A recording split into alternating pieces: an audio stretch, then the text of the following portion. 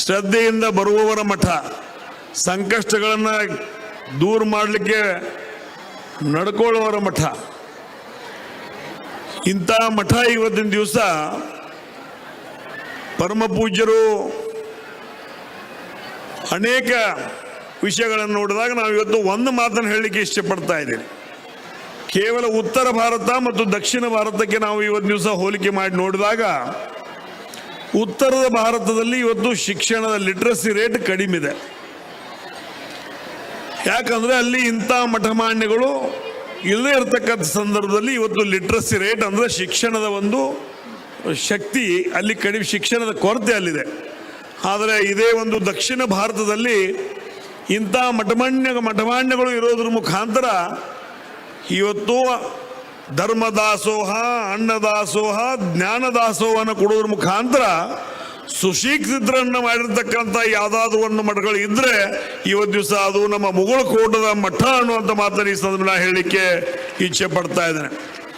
ಇವತ್ತು ಮಠಗಳ ಕಾರ್ಯಕ್ರಮ ಅಂತಂದ್ರೆ ಕೇವಲ ಮಠದಲ್ಲಿ ಕುಂತು ಪೂಜೆ ಪುನಸ್ಕಾರ ಮಾಡೋದಲ್ಲ, ಸಮಾಜವನ್ನ ತಿದ್ದಿ ತೀಡಿ ಮಾರ್ಗದರ್ಶನ ಮಾಡೋದ್ರ ಮುಖಾಂತರ ಸಂಸ್ಕಾರವನ್ನು ಬಿಂಬಿಸುವಂತ ಒಂದು ಚಿಂತನಾ ಸಭೆ ಇದು. ಸಂಸ್ಕಾರವನ್ನು ಬಿಂಬಿಸುವಂತಹ ಚಿಂತನಾ ಸಭೆ. ಇವತ್ತಿಲ್ಲಿ ಬಹಳ ಜನ ಹೆಣ್ಮಕ್ಳು ಇದೀರಿ, ಗಂಡು ಮಕ್ಕಳು ಇದೀರಿ. ಇವತ್ತು ದೇವರುಗಳು ಬಹಳ ಆಗತ್ತಾವ. ದೇವರುಗಳು ಇರಬೇಕು. ದೇವರ ದಿಂಡ್ರ ಧರ್ಮ ಪೂಜೆ ಪುನಸ್ಕಾರ ಆಚಾರ ವಿಚಾರ ಸಂಸ್ಕಾರ ಇವೆಲ್ಲ ಇರಬೇಕು. ಇವಿಲ್ಲದೆ ಬದುಕಕ್ಕೆ ಶಕ್ಯ ಇಲ್ಲ. ಆದರೆ ಮನೆಯಲ್ಲಿದ್ದಂಥ ದೇವರನ್ನ ಮರೆತು, ಹೆತ್ತಂತ ತಂದೆ ತಾಯಿಯನ್ನ ಮರೆತು, ಹೆತ್ತಂತ ತಂದೆಗೆ ಹೊಟ್ಟಿಗೆ ಕೊಡದೆ ಇವತ್ತು ಬಸವನಿಗೆ ಹೋಗಿ ನೀವು ನಿವದಿ ಮಾಡಿದ್ರೆ ಬಸವಣ್ಣ ಆ ನಿವದಿ ಸ್ವೀಕಾರ ಮಾಡೋದಿಲ್ಲ ಅನ್ನೋ ಮಾತನ್ನು ಹೇಳಲಿಕ್ಕೆ ಇಚ್ಛೆ ಪಡ್ತಾ ಇದ್ದೇನೆ. ಅದೇ ಪ್ರಕಾರ ತಾಯಿಯನ್ನ ಇವತ್ತು ದಿವಸ ಉಪವಾಸ ಕೆಡವಿ ತಾಯಿಗೆ ಹೊಟ್ಟೆಗೆ ಕೊಡದೆ ಇವತ್ತು ಲಕ್ಷ್ಮೀ ಉಡಿ ತುಂಬಿ ನೀವು ಹೋಗಿ ಬಂದ ಲಕ್ಷ್ಮೀ ಉಡಿ ತುಂಬ್ತಾವ ಅಂದ್ರೆ ಲಕ್ಷ್ಮಿನೂ ಇವತ್ತು ದಿವಸ ಉಡಿ ತುಂಬಿಕೊಳ್ಳೋದಿಲ್ಲ. ನಮಗೆ ಕಾಣಿಗೆ ಕಣ್ಣು ಅಂತ ಎರಡು ದೇವರು, ಒಂದು ತಂದೆ ಒಂದು ತಾಯಿ.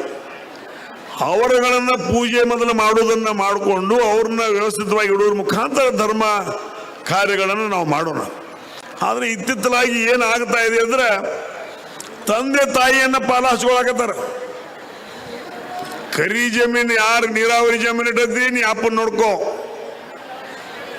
ಮಡ್ಡಿ ಜಮೀನು ಯಾವ ಐತಿ ನೀ ಮುದುಕಿನ ಅವನ್ ನೋಡ್ಕೋ. ಅಲ್ಲಿಗೆ ಬಂದೈತಿ. ನಿಮಗೂ ಎಲ್ಲ ಗೊತ್ತೈತಿ, ನೀವು ಹೇಳುವರೆ ನಮಗ ಹೇಳಕತ್ತಾನ ಇಷ್ಟ. ಎಲ್ಲಿಗೆ ಬಂದೈತಿ ಅಂದ್ರೆ ಅವ್ವ ಅಪ್ಪನ್ನ ಪಾಲ ಮಾಡುವಂತ ಪರಿಸ್ಥಿತಿ ಬಂದೈತಿ. ಈಗ ಈ ಒಂದು ಜಾತ್ರೆಗಳನ್ನು ಯಾಕೆ ಮಾಡಾಕತ್ತೀವಿ ಅಂದ್ರೆ ಆ ಪರಿಜ್ಞಾನವನ್ನ, ಆ ಒಂದು ವಿಚಾರವನ್ನ, ತಂದೆ ತಾಯಿಗೆ ಇರ್ತಕ್ಕಂಥ ಒಂದು ಪೂಜನೀಯ ಭಾವನೆಯನ್ನ ನಿಮ್ಮಲ್ಲಿ ಬಡದೆಬ್ಬಿಸುವ ಮುಖಾಂತರ ನಿಮ್ಮನ್ನ ನಿಜವಾಗಿ ಮತ್ತೆ ಮಾನವರಾಗಿ ಪರಿವರ್ತನೆ ಮಾಡುವಂತ ಒಂದು ಮಠ ಯಾವುದಿದ್ರೆ ಅದು ಮುಗಳಖೋಡ ಮಠ ಅನ್ನೋ ಮಾತನ್ನು ಹೇಳಿಕೆ ಇಚ್ಛೆ ಪಡ್ತಾ ಇದ್ದೇನೆ. ಬೆಣ್ಣ ಮ್ಯಾಗ ಹುಟ್ಟಿದ ಅಕ್ಕ ತಂಗಿಯರನ್ನ ಯಾರು ನೋಡಾಕ್ತಾ ಇರಲಿ.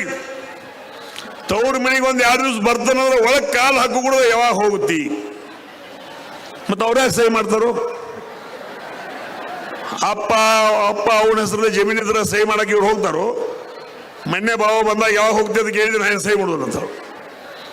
ಅವ್ರಿಗೆ ಅಕ್ಕಂಗರಿಗೆ ನಮ್ಮ ತವ್ರ ಮಣಿದು ಏನೂ ಬೇಕಾಗಿಲ್ಲ. ತವ್ರ ಮಣಿ ತನುವಾಗಿರ್ಬೇಕು, ತವ್ರ ಮಣಿ ಇನ್ನ ಹೆಚ್ಚು ಬೆಳಿಬೇಕು, ತವ್ರ ಮಣಿಯಿಂದ ಏನೂ ಒಂದು ದುಡ್ಡು ಬೇಕಾಗಿಲ್ಲ.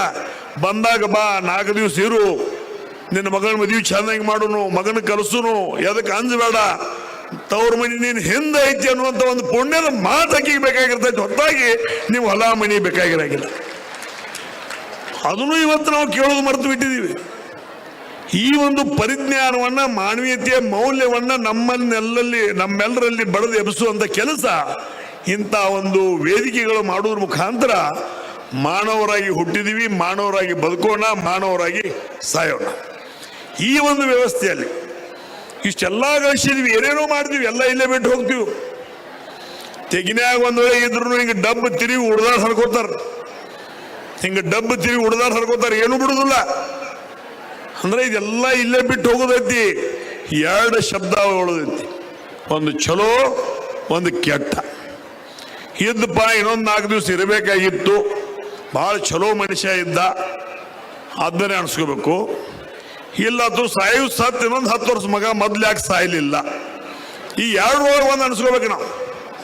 ಅದ್ರ ಆಯ್ಕೆ ನಮ್ಮ ಕಡೆ ಐತಿ, ಅದ್ರ ಆಯ್ಕೆ ನಮ್ಮ ಕಡೆ ಐತಿ. ಬೇಕಾಗಿದ್ದ ಅನ್ಸ್ಕೊಂಡು ಸಾಯೋದು ಅಥವಾ ಒಂದು 10 ವರ್ಷ ಮೊದಲು ಹೋಗಾಗಿದ್ದ ಮಗ ಅನ್ಸ್ಕೊಂಡು ಹೋಗೋದು, ಅದು ನಿಮ್ಮ ಕೈಯಾಗೈತಿ.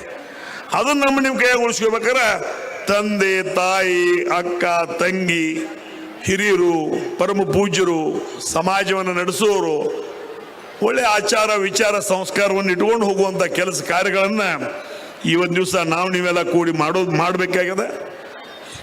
ಇವತ್ತು ವಿಶೇಷವಾಗಿ ಯುವ ಪೀಳಿಗೆ ಇವತ್ತಿನ ದಿವಸ ಇಷ್ಟು ದಾರಿ ತಪ್ಪಾಕತ್ತದ. ಸರ್ಕಾರಗಳು ಸಹಿತ ಇವತ್ತು ಕಣ್ಣು ಮುಚ್ಚೆ ಕುಂತಿದ್ದಾವೆ. ಯುವಕರಿಗೆ ಇವತ್ತಿನ ದಿವಸ ನಾವು ಸಣ್ಣವರಿದ್ದಾಗ ಪಟ್ಟಿ ಅಂಗಡಿ ಬಾಜು ನಿತ್ರ ಸಂಜೆ ಮುಂದೆ ಬಡ್ತು ಬೀಳ್ತಿದ್ದು, ಚಾದ ಅಂಗಡಿಗೆ ನಾವು ಹೋಗೇ ಇಲ್ಲ.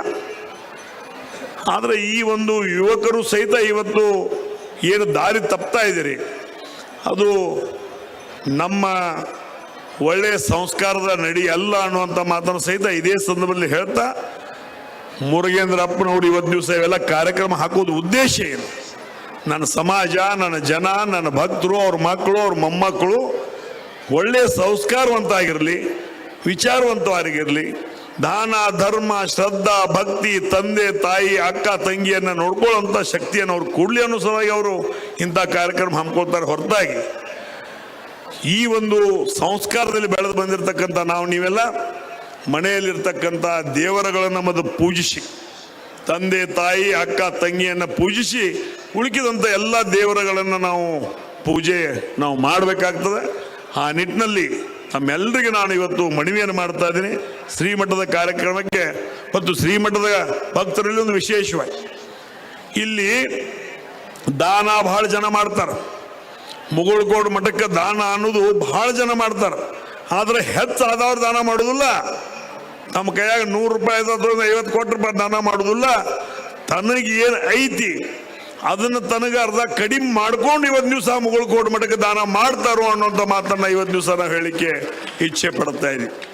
ಇವತ್ತು ಸಾಕಷ್ಟು ಜನ ಅಂಬಲಿ ತಂದಾರಂದ್ರೆ ಮನ್ಯಾಗ 1 ಕೊಡ ಅಂಬಲಿ ಮಾಡಿದ್ರೆ ಅರ್ಧ ಕೊಡ ಇಲ್ಲಿ ನಮ್ಮ ಸಲುವಾಗಿ ತಂದು ಕೊಟ್ಟಾರ. ತಮಗೆ ಕಡಿಮೆ ಮಾಡಿಕೊಂಡು ಭಕ್ತರಿಗೆ ತಂದು ಕೊಡುದು ನಿಜವಾಗಿರ್ತಕ್ಕಂಥ ದಾನ ಅನ್ನುವಂಥ ಮಾತನ್ನು ಈ ಸಂದರ್ಭದಲ್ಲಿ ಹೇಳ್ತಾ, ಇವತ್ತು ಕಾರ್ಯಕ್ರಮಕ್ಕೆ ನನ್ನನ್ನು ಕರೆದು 4 ವಿಚಾರಗಳು ಹಂಚಿಕೊಳ್ಳಿಕ್ಕೆ ಅವಕಾಶ ಮಾಡಿಕೊಟ್ಟಿರ್ತಕ್ಕಂಥ ಈ ಕಾರ್ಯಕ್ರಮದ ಸಂಘಟಕರಿಗೂ ಅನಂತ ವಂದನೆಗಳನ್ನು ಸಲ್ಲಿಸಿ ಶ್ರೀಗಳ ಪಾದಕ್ಕೆ ನನ್ನ 4 ಮಾತುಗಳನ್ನು ಸಮರ್ಪಣೆ ಮಾಡ್ತಾ ಇದ್ದೇನೆ. ನಮಸ್ಕಾರ.